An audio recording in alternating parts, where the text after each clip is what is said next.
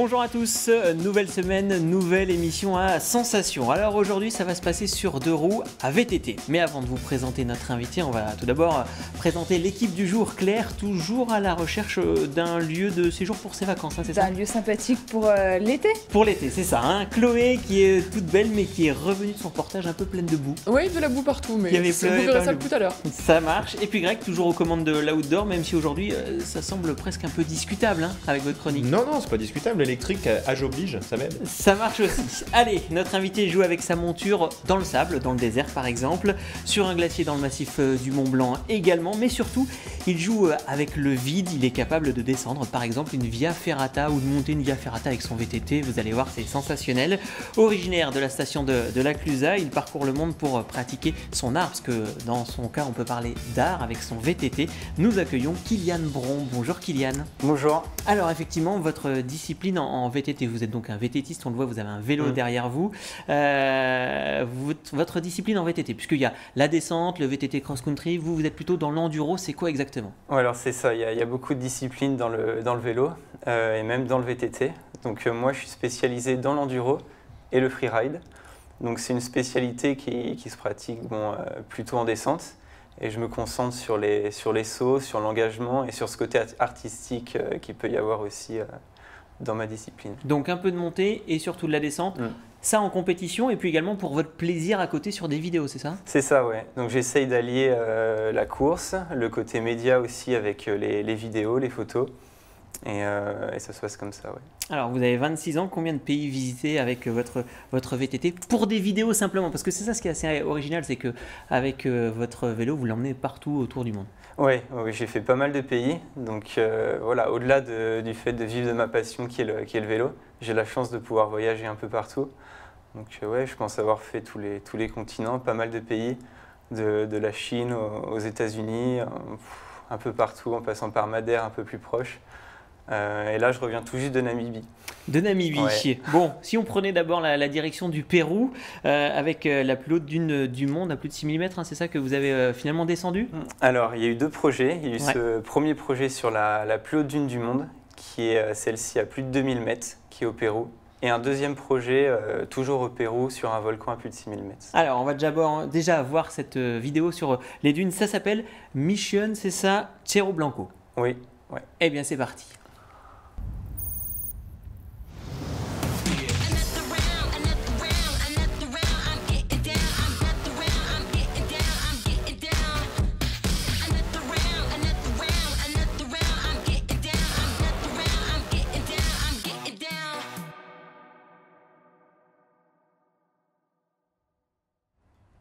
Ça fait combien?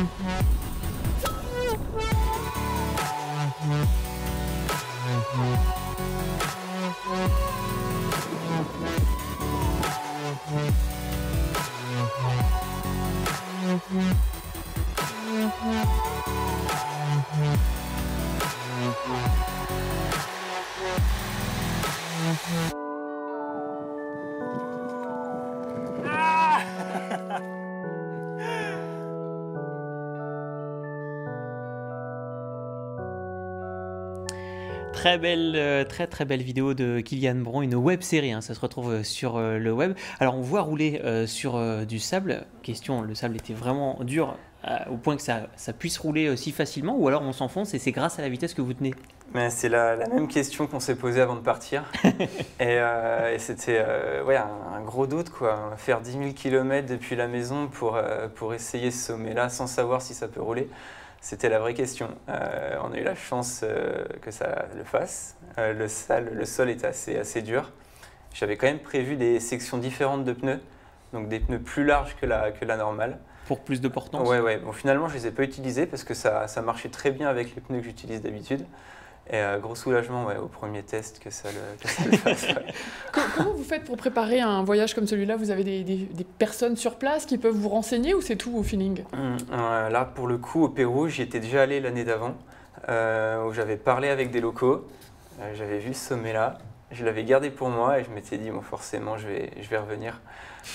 Donc sur ce projet-là, tout seul, on est monté de nuit parce que la chaleur elle peut vite taper, quoi. On est quand même au Pérou, au milieu du désert, sur du sable. Le soleil tape assez fort, donc on est monté de nuit. On a fait la trace Parce que vous montez tout à pied, c'est ça, hein, c'est éprouvant. Voilà, c'est le concept aussi. Ouais. Je veux vraiment être autonome. On parle de mission. Donc la mission, c'est de A à Z. Hein. Je pars du bas, je regarde mon sommet. Et je le fais tout. Et vous partez à deux avec un cadreur réalisateur? Ouais, alors là, on était 3, il y avait aussi un photographe. Et ils font aussi du vélo. Donc je leur avais dit, bon allez les gars, prenez votre vélo quand même, vous allez vous régaler. Allez, mission 2, Chachani, là du coup c'est sur un volcan, toujours au Pérou? Ouais, toujours au Pérou, un peu plus au sud, vers Arequipa. Donc grosse mission là pour le coup. Et c'était un projet que je préparais depuis 1 an. J'avais fait des essais sur les montagnes un peu autour du Mont Blanc, voir comment ça se passait. Mais j'étais jamais monté à plus de 5000 mètres, même à pied. Du coup, un gros travail d'acclimatation, de savoir si ça allait rouler aussi ou pas. 6000 mètres, hein, c'est ça? On était à 6000 mètres. 6075 ou peut-être un peu plus. Un peu plus. Ouais. Eh ben tiens, un peu plus. Regardez ce que ça donne, le un peu plus.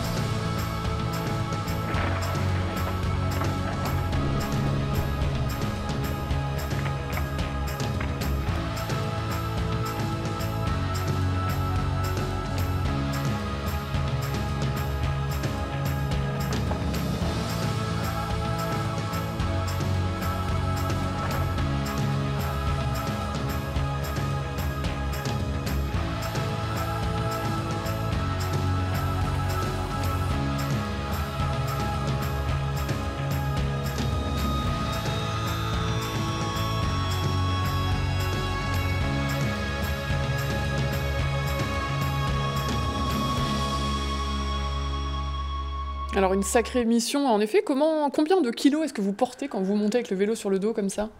Donc là, oui, un paquet, sachant que je voulais tout faire en autonomie. Donc, vous l'avez vu dans la vidéo, hein, il y a un camp de base. C'est-à-dire qu'avant d'arriver au camp de base, je devais porter ma tente, la nourriture, tout ça. Je pense que j'avais bien une 40aine de kilos en comptant le vélo. C'est la mission.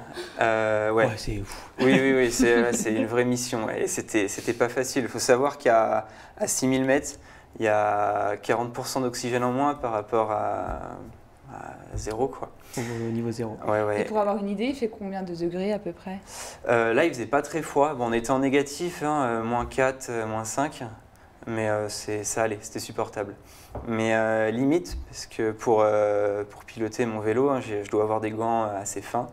Pareil au niveau des chaussures, je ne pouvais pas avoir des chaussures d'alpinisme. Donc j'avais mes chaussures de vélo basiques sur lesquelles j'ai adapté des crampons pour pouvoir monter. Voilà. Même si les lignes sont repérées, ça arrive, les chutes ou les gamelles, ça fait partie du jeu? Ouais, j'ai envie de dire ça, ouais. Ça fait partie du jeu. Bon, forcément, on fait attention, on repère tout ce qu'on fait. Mais oui, il y a de l'engagement et derrière, on n'est jamais à l'abri de tomber et de se faire mal. Alors, malgré ces très très belles vidéos, vous gardez un pied dans la compétition, vous avez créé votre team. On regarde des images, on en parle juste après, de ce team que vous avez créé avec une autre personne. On en parle juste après.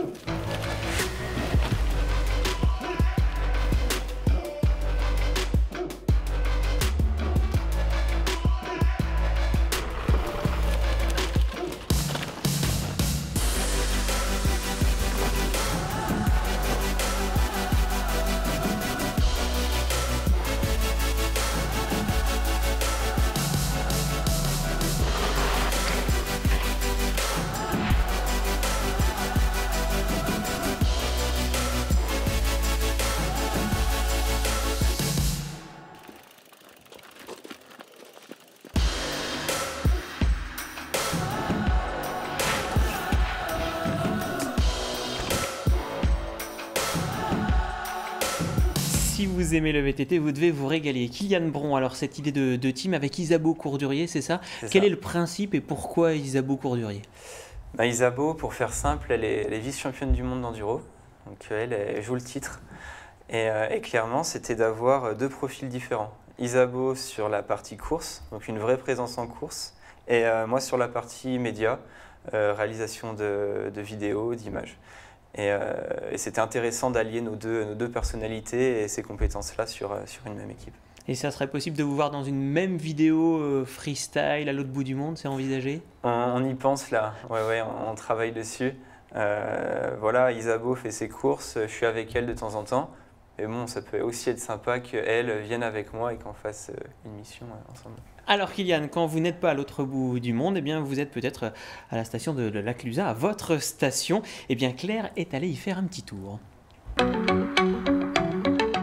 Effectivement, je suis partie du côté de chez vous, sur les hauteurs de la Clusaz Kylian, découvrir un chalet d'alpage d'exception, réhabilité en maison par son propriétaire Alain Pesset. Alain Pesset, un ex-champion de télémarque et aussi directeur de l'événement, attention, Alps Bike Festival. Allez, visite. Alors ici, on se trouve sur le secteur de La Feria, à La Clusaz. C'est mes arrière-grands-parents qui ont construit ce chalet en 1860. C'était une ferme d'alpage. Et moi, j'ai repris ce chalet en 2003. J'ai refait toute la rénovation de ce chalet pour pouvoir y vivre à l'année et maintenant recevoir des gens. Ici, c'était tout des caves à main, des caves à fromage, voûtées, cassées. Et j'ai fait une cuisine ouverte pour pouvoir discuter avec les gens ou les amis quand ils viennent au chalet.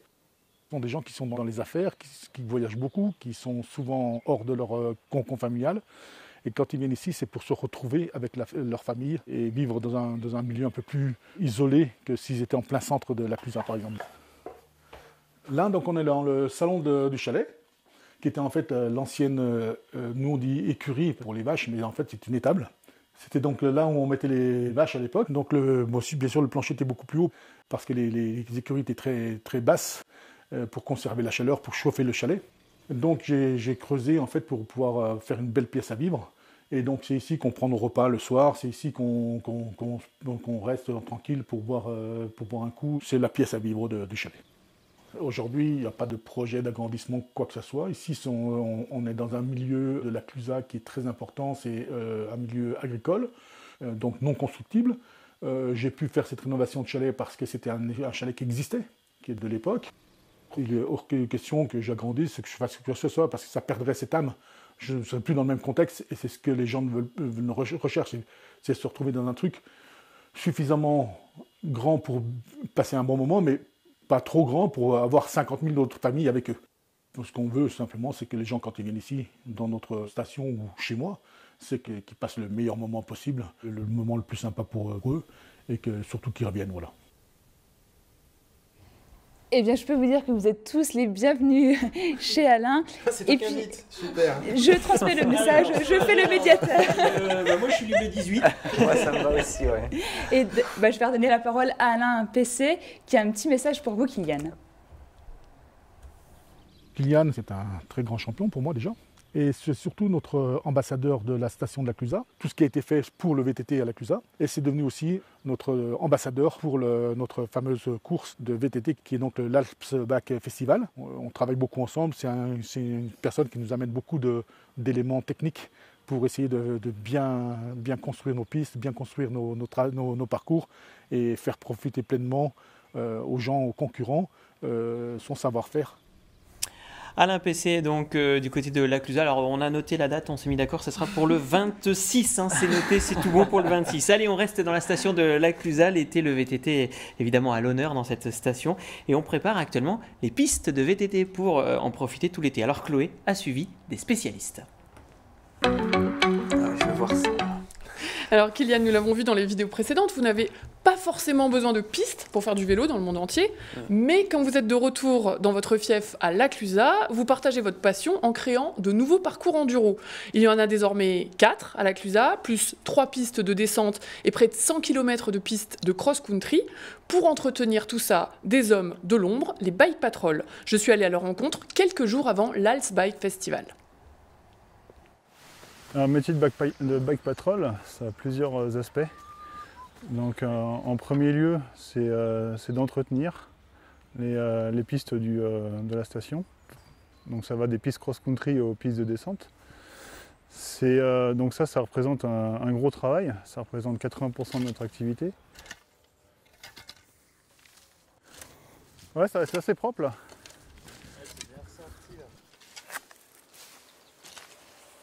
Là, on est en train de reprendre l'enduro du plan. On avait fait un gros travail de shape à l'automne. Ça a bien passé l'hiver. Et puis là, on repasse un coup de râteau, on recoupe des branches, on les remet propres et dispo pour l'Alps Bike Festival et pour notre saison d'été. Qu'est-ce qu'il t'a dit, Kylian, hier quand il est passé? Il m'a dit qu'il y avait un des virages, donc on pense que c'est celui-là haut là. On n'a pas assez gratté à l'intérieur, je pense. Ça, il y a encore l'houmous dessus. Ouais, il y a encore l'houmous. On n'est pas allé assez profond. D'accord. Et ouais, il donc serre un peu, du coup, je pense qu'il faudra creuser pour le relever là-haut. Elle est ressortie avec la flotte là. Elle est énorme. Celle-ci là? Ouais. Ouais. De toute façon, ouais. Est-ce que c'est une piste qui ressemble à Kylian? Ah oui, complètement, ouais. Complètement, forcément, on a fait le tracé ensemble.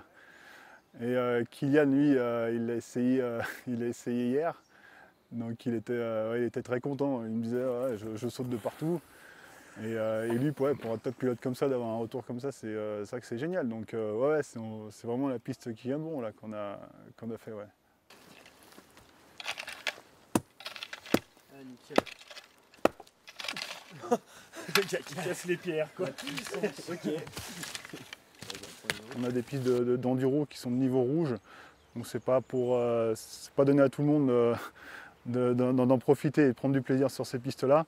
Donc voilà, maintenant nos projets comme le bike park d'ailleurs, c'est de proposer maintenant des produits faciles aux touristes qui viennent et aux VTTistes qui viennent sur la station l'été. Ben en fait maintenant on commence à avoir une clientèle qui vient sur la station pour le VTT. Hein, là, l'année dernière, on a fait connaissance de plusieurs personnes qui viennent en famille donc, l'été donc, sur la station. Donc lui fait du VTT le matin et puis l'après-midi il est en famille, ils vont faire de la randonnée, ils vont faire de la luge d'été, ils vont au resto. Voilà, donc ça c'est le genre de clientèle qu'on cherche à faire venir et on espère qu'on en aura de plus en plus l'été sur la station. Alors pendant la saison d'été, les Bike Patrol élargissent leur mission en conseillant les gens sur les parcours et en assurant les premiers secours sur les pistes. Alors Kylian, vous l'avez essayé, elle est comment cette nouvelle piste d'enduro Kylian Bron? Elle est géniale. ouais, non, elle est top. On l'a fini là il n'y a pas longtemps et non, c'est un régal. Surtout quand la terre est toute fraîche. Finalement, c'est super meuble et ça nous permet de jouer avec le vélo un peu comme on veut. Et on se régale. C'est pas trop boueux justement? Ouais, et puis vous êtes très expérimenté. Est-ce que c'est accessible à tout le monde? Pas forcément quand même, il faut avoir un certain niveau. C'est ça, mais après l'idée c'est de faire des pistes accessibles pour tout le monde et où tout le monde puisse se faire plaisir. C'est-à-dire que nous on joue avec les mouvements de terrain. Une personne qui débute peut enrouler ses bosses sans forcément sauter.